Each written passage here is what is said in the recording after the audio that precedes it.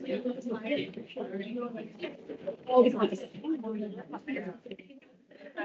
we'll go ahead and get started. That you have better places to be on Thursday night, and or Wednesday night. I don't even know what's yet. And I don't have anywhere better to be at all. Thank you for coming for our outdoor school parent meeting. It's one of our requirements to have a offsite trip like this. Really pleased that so many of you took the time to come in person and online to get this information. We're really excited about outdoor school. For 2025, in front of you is a gorgeous picture of the grounds at Camp Chief Hector. This is the playing field where we do a lot of our games. And so this will be home for 3 days for your kids. A little bit about okay. So Camp Chief Hector is a YMCA camp, and it's really unique. It's been around forever. Like I went to Camp Chief Hector when I was a kid. Last century for sure. It has an exclusive agreement, or not exclusive, pardon me, but a partner agreement with the CBE. It's very safe. So we've taken thousands and thousands of children from the CBE to Camp Chief Hector. Double. It's about 45 minutes just west of Calgary, 20 minutes east of Canmore. And they do have summer programs available if it's something that you are interested in for your family, and they include overnight and day camps. This is the one thing that people generally ask the most questions. We are using the slides that are provided to us by Camp Chief Hector. Although after this, I think we've replaced all of the pictures with pictures of our kids from last year. I didn't have any pictures of our kids getting bandaged up because we've just been really, really safe. Risk management. At camp, they have wildlife management policies. A lot of people, especially if you're not used to the wilderness, their number one concern is bears. We actually saw a bear last year. It was amazing. It was very cool. And all of the staff knew exactly what to do. Yeah. They made sure that at all times, when the bear was in the area, there were staff members with bear spray in between the campers and the one bear. And the campers just got to be really, really loud. I was with a particular group of girls from our school here when we saw the bear. They were the only students actually of ours that got to see the bear, which they thought was cool. And then they just sang Hamilton songs. The top of their lungs. Yes. The bear did not like Hamilton. The bear left. They have staff that are patrolling at night as well to make sure. So it really is they're able to manage the wildlife. Yes, we are in the mountains and there are animals, but it's very, very safe. All of the staff are trained. They have plans for everything. If an animal like that comes in the area, they get the kids away and they do it safely and calmly. A lot of the kids that were in the area didn't even know that we had had a bear sighting. So that was very cool. So we're not really worried about wildlife. They do an excellent job if we follow the rules, and we follow the rules. Also, everything that smells is kept away from the kids overnight. The kids, their yurts that they sleep in, they have nothing smelly that would be attractive to a bear. They keep those in a separate location. Injuries and medication. For medication, lots of our students who go to outdoor school take medication. They take medication daily, sometimes twice a daily. I had a student 2 years ago who I had to chase down 4 times a day. 4 or 5 times a day to give him his medication. We can do that. We have, if you have medication for your student, you'll just give it to us in a Ziploc bag, labeled with their name and the instructions. We have a master list. And it's our job to chase their children around and get them to take their medication. And we're pretty good at it. Yeah. And it's kept in a locked and secured place in the Chief Hector Lodge where the kids can't get at it just during the day. If they have an inhaler or an EpiPen, they would just carry that with them at all times. And their counselor would know, and we would know, and the staff would know. If we had any kind of urgent sort of injuries. I did have a student throw up right on me 2 years ago. Incidentally, the same student who needed medication 4 to 5 times a day. And we would just give you a pep. He threw up on me and then felt much better. Yeah.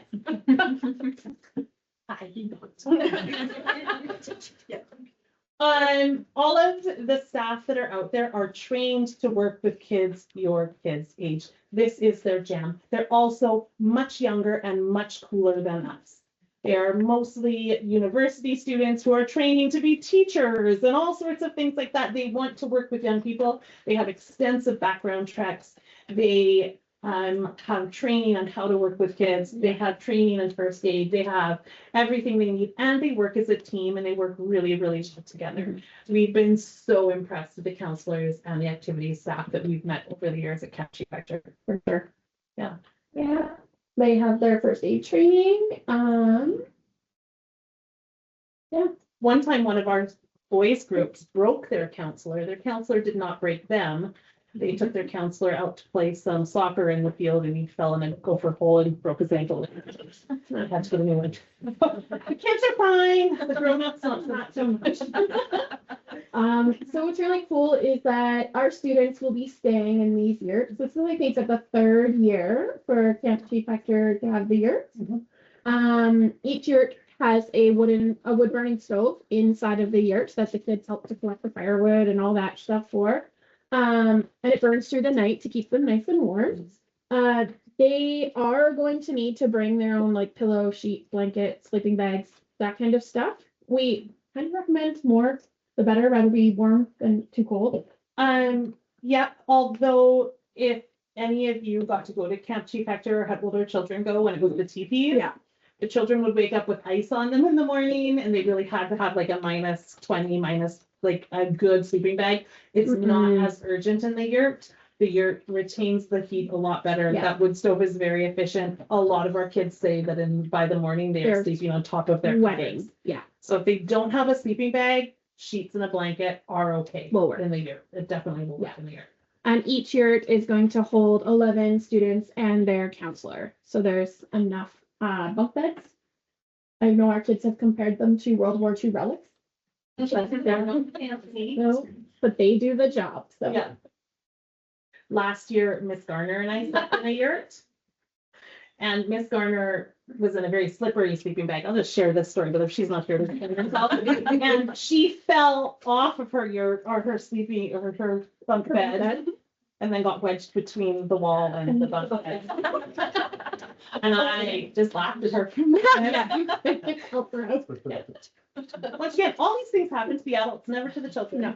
Children are too tired, they just sleep. Now we're to the pictures of our kiddos from last year. The meals, we eat all of our meals in the lodge in family style dining. So the kids will have someone from their table, usually a different person each meal, and they'll go to the kitchen and they get the trays of all the food. They come back and they serve family style at their tables.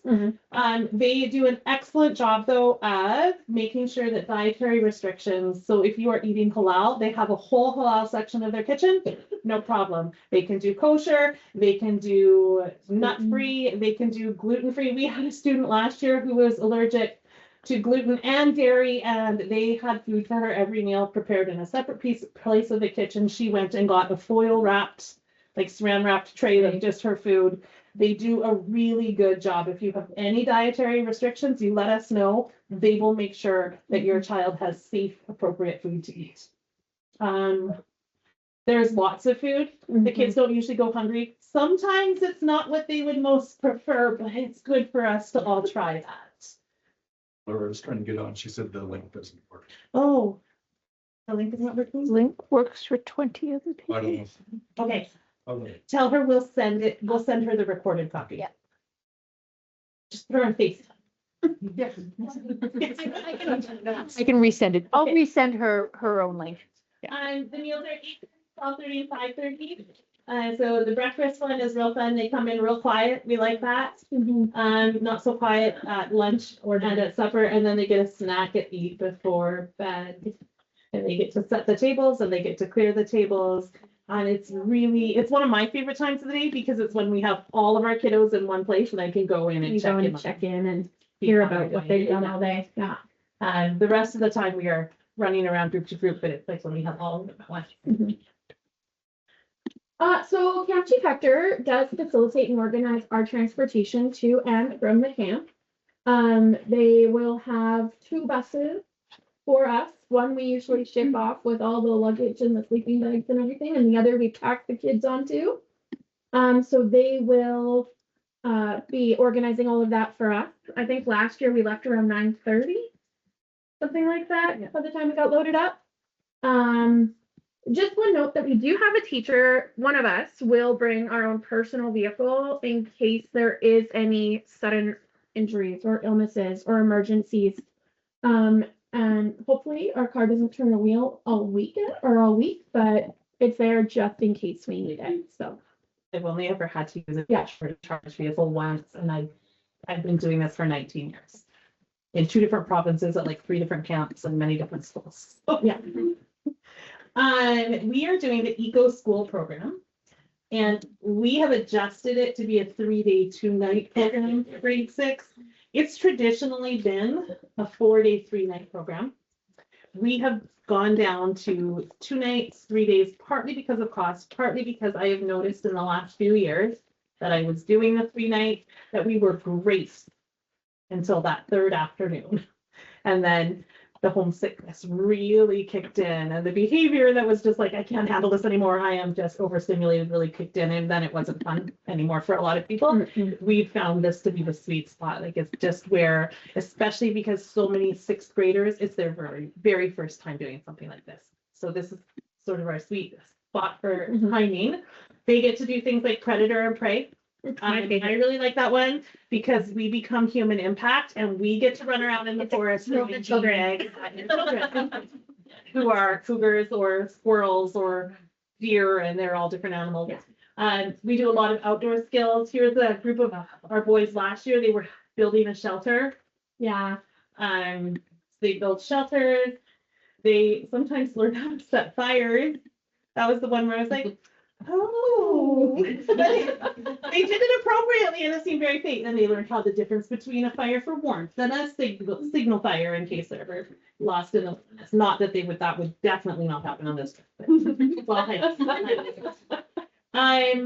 we do the economy games, so they learn about trading and about resources and upgrading the resources and manufacturing. We have the challenge course. These are pictures of our kids from last year doing the challenge course where they work together in their team to do physical challenges. Ropes, swing and stuff. We do a day hike. The trees and forest curriculum, I guess we could take out of there because we don't get to study that anymore. But we do talk a lot about the nature while we're out there. Drama activities, lots and lots and lots of games. So many games. And they know better games than we do. And campfires with songs and stories, and then they get to see the night sky, and that is something that we still study. So, and they're out there, they're amazed at how much sky they can see, because there's very, very little light pollution. So how to be prepared. We're going to go over the things you should pack and the things that should not be making their way to Camp Chief Hector. You guys are going to want to make sure that when you're packing for your kids, you're giving them layered clothing. It's better to have too many layers and take something off to be comfortable than being too cold or uncomfortable because you're not dressed for that weather. Protective layers, I recommend, like we've been fortunate so far. We haven't had a lot of snow or anything on our camp trips, but it is May in Alberta, so you never know. But something that's waterproof, water resistant would probably be a really good thing to pack, a raincoat or a light jacket that will repel water. Definitely recommend a hat and a toque, just because when we get up in the morning, sometimes there's dew on the fields and the grass, but by afternoon, we're changing into shorts and tank tops and sweating like crazy. So just making sure that you have a lot of layered clothing, that'll keep you warm and comfortable when you need it, and cool and comfortable when you need it. Socks and good footwear. We really don't want to see our friends hiking in Crocs. I wore sandals to a yurt 2 years ago was it last year? No, 2 years ago, to check in on a kid at nighttime, and I ended up with a pine needle punctured through the bottom of my foot, and I got infected and it was a mess. So we don't want that to happen to your children. Again, just an adult problem. Socks and good footwear, a sleeping bag, and a blanket or pillow. definitely what we want. You want something that they can lay on and be wrapped up or covered up with. The towel and bathing suit, this is for if, well, they have the new showers now. I didn't see them last year. What did Yeah, they, they're nice, but nicer. nicer? Some of them may not shower. I'm not gonna make them shower. Mhm. They might just come home to you stinky, but they do have a shower block in their schedule where they are able to take a shower, but they are open communal showers, so they're gonna wanna shower in a bathing suit. That's just gonna be a whole lot nicer for everybody. We don't want to hear about it. No, we don't wanna hear about it. We would definitely be hearing about it. So we will not be taking them swimming. No. The towel and the bathing suit is for their shower block. Any of their medications, a lot of families will send allergy medication or a few capsules of Tylenol that we can administer if they are having allergy issues or if they have a headache from the heat or whatever. So just sending that, as Mrs. Bradley said, labeled in a Ziploc with your child's name and the instructions. That will be great. We will have a medicine intake on the day we leave for camp, and that is a whole experience. The lineup goes out the door. And then just a reusable water bottle. It's really important for them to have too. There are lots of places Fill to them all fill over them now. all over. So they go through it. The biggest issue we do have at our school when we go to camp is dehydration. Mhm. Kids getting dehydrated. So the water bottle, we cannot stress enough. Yeah. Cannot stress enough the importance of the water bottle. The things that we do not want to see coming to camp are obviously your valuables. If you have a limited edition Lakers jersey, don't bring that because it could grow legs and walk away. We are not the only school at this facility, and you just never know. The yurts aren't locked during the day, right? There are hundreds of children, Hundreds. hundreds. Any jewelry or your nice clothing. I mean, like, I'll wear my earrings, but I'm not gonna take a diamond ring. It's just, we just don't want to take anything that is valuable or sentimental that we could lose. All electronics must stay home. No cell phones, no iPods, no iPads, no gaming systems, none of that. It's just a camp rule, not just a school rule. All of the technology must remain at home. If there was ever a need for your child to contact you, we have your phone numbers with us, and they are welcome to use our phones. There's a camp phone too if we don't have service or anything. It will never, ever be an issue if they need to get into communication. And if you need to get in touch with us, we will have emails and things set up that you can contact us, which we are checking every day while we're at camp. Food and snacks, again, we don't want to encourage any animal activity, so they are not supposed to bring food or snacks with them. They are well fed at camp. They will not go hungry. They have a bowl of fruit out, so if the kids are hungry in between meals, they can go and grab a banana or an orange or an apple. Yeah. They don't go hungry. We also have been asked to bring no knives or other camping equipment. So you may have experience in scouts or your Girl Guides, but we don't want to have any of your knives or camping equipment, hatchets, things like that. We are not allowed to bring that with us. No clogs, spice boots, or Heelys. So again, the Crocs. I'm sad about that because I love my Crocs. But no big fancy boots or wheelie shoes because it's not practical when you're climbing a mountain. I would say the exception to that is if your child is one of the ones that wants to use that shower block to Oh, yeah. shower, bring a pair of flip flops for the shower. That's a good point. And then also, yeah. So no runners. Runners is good. No flip flops except for the shower. No clogs, slip-ons. Yeah, safe shoes. Yes. And please, I know we live in a world of Axe body spray, but we do not need Axe body spray when we are at outdoor school, please. So or here. Here. Throw that out there. We're gonna For the month of April. we are going to be asking that your children keep their perfume and their body spray at home. Deodorant needs to come with them. Yes, definitely. But keep the cologne and the perfume at home.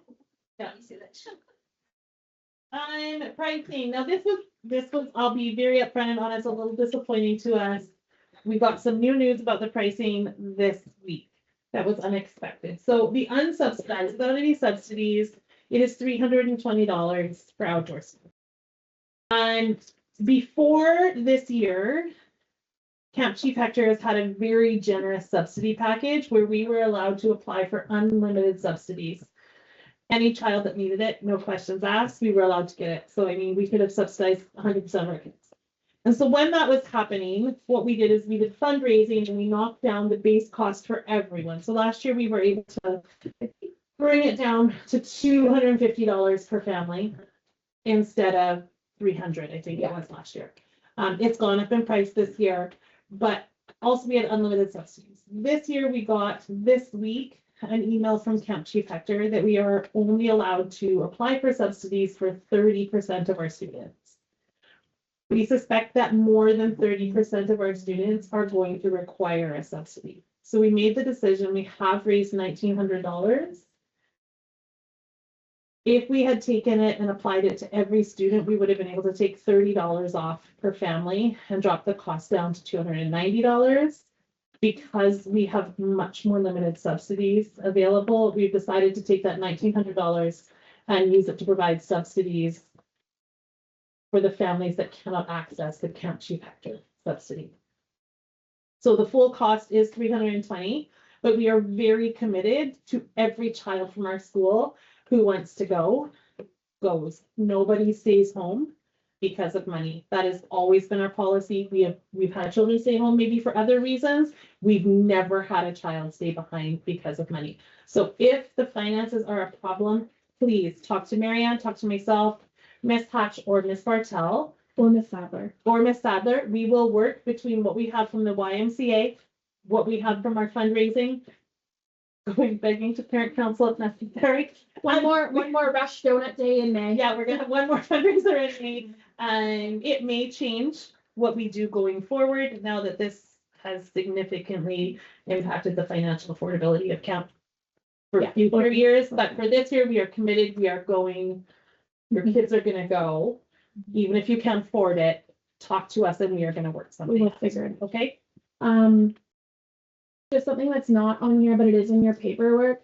We would like our payments to be made by the 15th of May. So again, it's going to be really important over the next few weeks that if you are even thinking finances will be a struggle or a difficulty, an obstacle, please make sure you're talking to us well in advance so that we can get all of that information and work through what we have and what we can access. Yeah. Will these be added to Power School?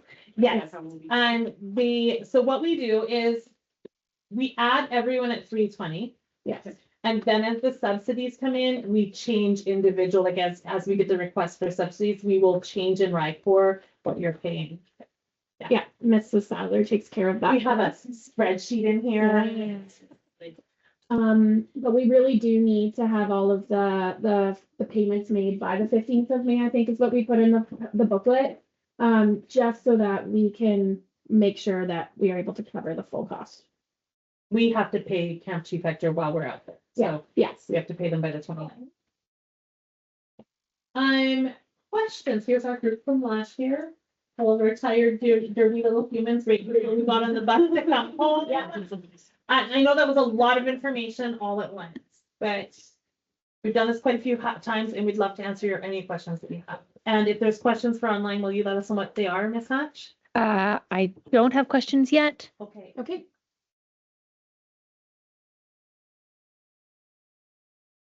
The dates for camps. Oh, 27th to the 29th of yeah, May. we leave on Tuesday, the 27th. We come back on the 29th, Thursday, the 29th. We'll be back usually around 2 o'clock in the afternoon. Anything about that? If your children are really tired, We're just thinking. I just think, they feel just so tired the next day. Exhausted. Exhausted. You can't get them out of bed. Don't. Nope. Don't. Nope. Is that is it a Friday? It's a Friday. Yeah, we're not mad. We're not mad. Nope. Yeah. Yeah. Us old teachers who've been doing this a long time, we say these things. She's like, oh my gosh, Sonia. We will not plan to learn anything new or have any assessment on that Friday. I will be here. Yeah. But if your child is so tired that they just can't manage a half day of school, The one thing I will add to just about the days that we leave and come back. Last year, we ended up having a little bit of a bus issue coming back. It wouldn't start or something. no, our bus took off without us. We actually had too many students to fit on one bus. Yeah. And so the other bus driver didn't want to take any students. They only wanted to take luggage because they wanted a nice quiet bus ride. They put the luggage on and they left. And we couldn't fit all of our kids on the one remaining bus. We had to wait for them to come back. Yes. So that did cause for us to get back after the school bell had rang at 2:40. Because your kids are bringing, a suitcase or a duffel bag and their sleeping bag and their day bag, we really recommend that you do a drop off in the morning on the Tuesday, that you bring them in, check in with us, make sure that we know your child is here, they have all of their belongings, and that if you're doing the meds or anything, we've got that all tracked. And then on the Thursday afternoon, just that you or somebody else is able to pick them up, because again, I know our school buses are pretty full, and having to fit all of their extra luggage for X number of sixth graders on top of our regular student bus kids, it's a lot. It's a lot. So we do recommend that you guys do the drop off and the pickup when they're coming in door, if possible, or like try to arrange with that routing door. Yeah. Next question. What is your tick management policy? What are you doing about ticks? Well, talking to them about it and having them check themselves. Yeah. I am happy to check their head for them, but I'm not checking their armpits. No. So just being aware of, you need to check and then do a thorough check when they get home as well. And the other thing is, we say keep covered up Long when pants. you are in the bush. Yeah. When you're in the bush, keep covered up. Yeah. And the counselors will be going over that, all of that with them Yeah. as well, and reminding them. But then, do you guys have spray or do you want us to supply it? They are able to, if they have spray, they can bring spray, spray and things. Oh, yeah. Yeah. Sunscreen. Sun spray, sunscreen, those are things, I think that's on the. Daniel. Yeah, it is. So you guys did get the packing list, and it is there. First aid kit, they don't really need to bring that because we have a first aid kit, and the camp counselors all have one as well. But this is a pretty good guide. Except that last section, I think it's just for you. It says so. Yeah, this would be like our support stuff. Yeah. Oh, is that the parent one, or the staff one there's some on there? Yeah. Oops. It does say you can be used to make one for students. Okay. So yeah, scratch off cell phone side. Do you guys recommend a spare pair of shoes, like two? That was not a bad idea. Okay. It's not necessary, but it's certainly not a bad thing. Yeah. Consider the weather, right? Like if it's dry, you're probably okay. If it's been rainy, yeah. Any other questions?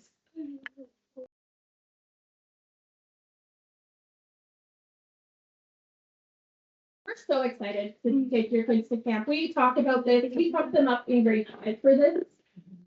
And Every year I say I am not doing this again because it's a lot and I am getting old. And sleeping on bunks when I am getting old is less and less fun.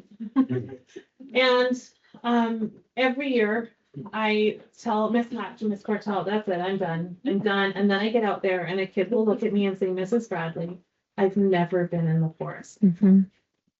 And then I'm like, fine, we can do it again. Like it really, we see your kids blossom in a way we haven't had a chance to see them all year.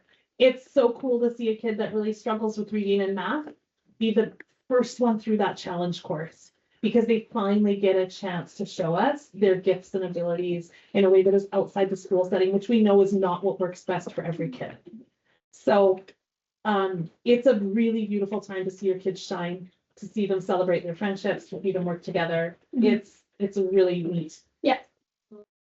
How many students per adult is there? So there's 11, a maximum of 11 students in each yurt. Also, the Their thing with activity yurts is that they are separated. Boys only sleep in yurt with their boys and girls only sleep in yurt with other girls.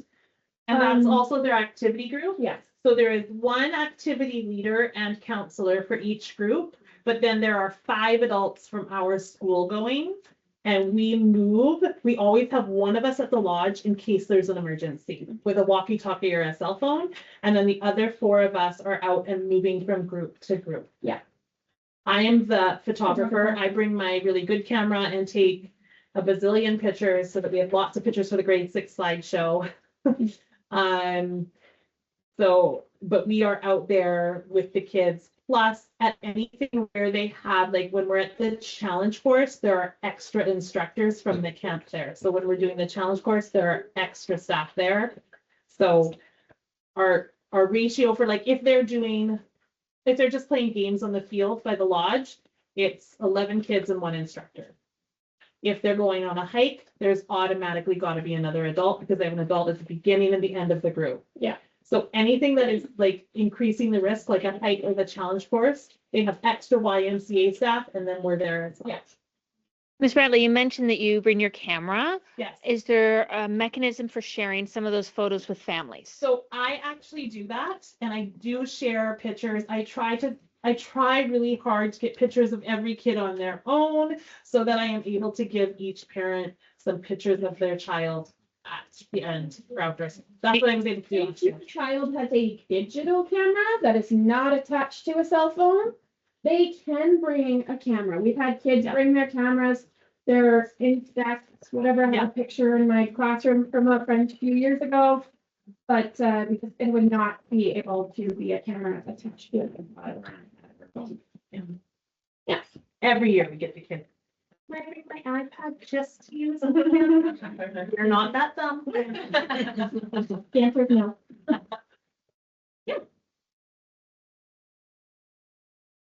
When they stay in their yurts, is it a random selection of kids or is it their friends in the? So Yeah. what we do is we do our very best and we explain to them, we can't make perfect where it's all your besties. But about 2 weeks before we go, we give the kids like a form. Like a survey. They do it on the computer so no one can see what they're writing down. And they will tell us 5 friends they'd like to be with. And 1 person, they're like, I think that this person I would probably not get along and have some problems together. And then we build them based on that. We It actually takes have a names lot of on time. sticky notes and we move them around. We've Yeah. always managed to get every kid with At least one at least one preferred friend. really good friends.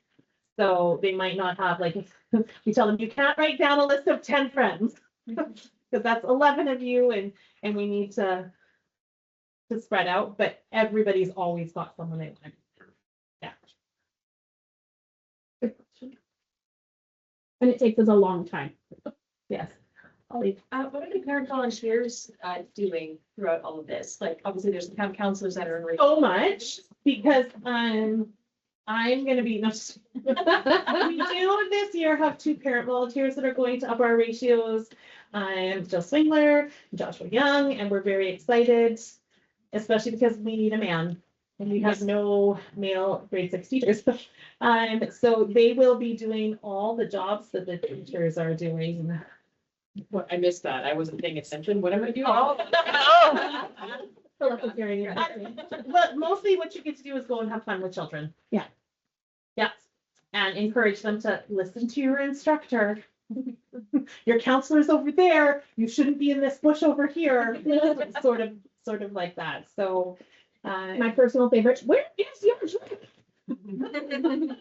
So just making sure that the kids are listening and cooperating to their account. We honestly have less behavior issues at outdoor school than we have in a classroom every year. Every year. Mhm. They're so engaged and they're so excited and they're so busy. And then they're too tired by the end of the night to get in any trouble. So our parent volunteers, which we're very thankful for, will just be part of our staff for that, those 3 days. Unpaid staff. We'll see them. Yeah.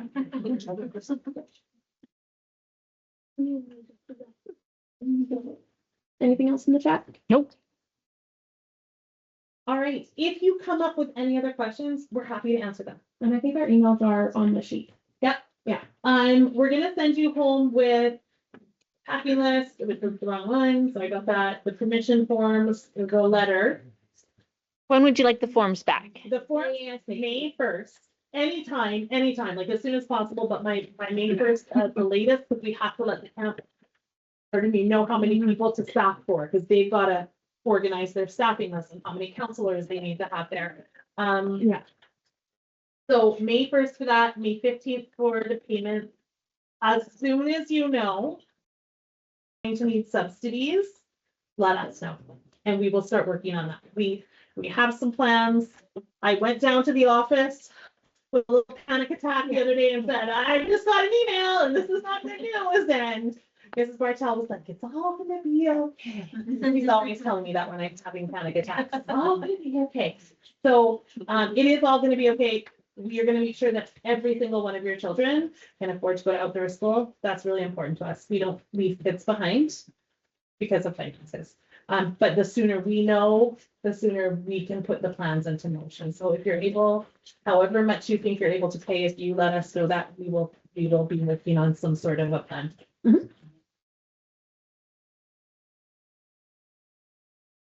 All right. Yeah. Let's do this. Thank you so much for coming. Thank you for testing your children's head. I promise to take care of you. We do take rides to maybe. If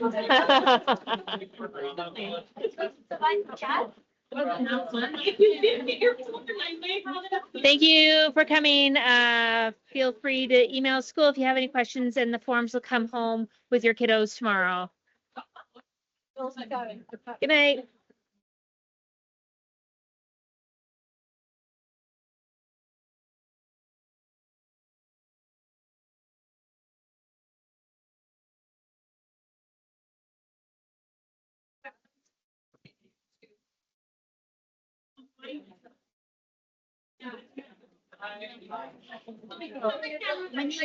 Hi. Last